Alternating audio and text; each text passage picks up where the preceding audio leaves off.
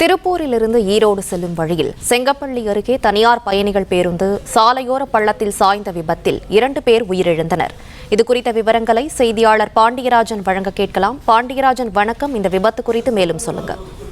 திருப்பூரிலிருந்து ஈரோடு நோக்கி செல்லக்கூடிய தனியார் பேருந்து சக்தி டிரான்ஸ்போர்ட் என்கின்ற தனியார் பேருந்து இன்று காலை பல்லக்கவுண்டம்பாளையம் என்கின்ற பகுதியில் விபத்துக்குள்ளாயிருக்கிறது. குறிப்பாக காலை 8:20க்கு செங்கப்பள்ளி பகுதியில் பேருந்து நிறுத்தத்தில் அதிக அளவிலான பயணிகளை ஏற்றி வந்ததாக அப்பகுதியினர் தெரிவித்திருக்கின்றனர். குறிப்பாக பேருந்து சாலையில் செல்லும் போதே ஒரு பக்கமாக சாய்ந்து கொண்டுதான் சாலையில் சென்றதாகவும் தெரிவித்திருக்கிறார்கள். மேலும் கோயம்புத்தூர் நெடுஞ்சாலையில் ஈரோடு நோக்கி வந்து கொண்டிருக்கும் பொழுது முன்னால் சென்றிருக்கின்ற லாரியை வேகமாக முன்ன முற்பட்டதாகவும், இந்நிலையில அந்த பகுதியில இருந்து அதிக அளவிலான வேகத்துடன் சென்றதன் காரணமாக பேருந்து நிலை தடுமாறி அப்செட் ஆனதாகவும், சாலையினுடைய இடது பக்கமாக பேருந்தினுடைய அந்த முந்தி சென்ற லாரியை சென்றபோது ஓவர்டேக் செய்ய முயற்சி செய்யப்பட்டதாகவும், அப்பொழுது அந்த இடதுபுறத்திலே பேருந்து கவிழ்ந்ததாகவும் சொல்லப்படுகிறது. இந்த விபத்து காலை 8:30 மணிக்கு நடந்திருக்கிறது. அந்த சாலையில் சென்றிருக்கக்கூடியவர்கள் அக்கம் பக்கத்தினர் கண்ணாடிகளை உடைத்து அங்கே இருக்கக்கூடிய மீட்டிருக்கிறார்கள். சம்பவ இடத்திலேயே 2 கல்லூரி மாணவர்கள் உயிரிழந்ததாக அதிகாரப்பூர்வ தகவல் என்பதும் கிடைத்திருக்கிறது.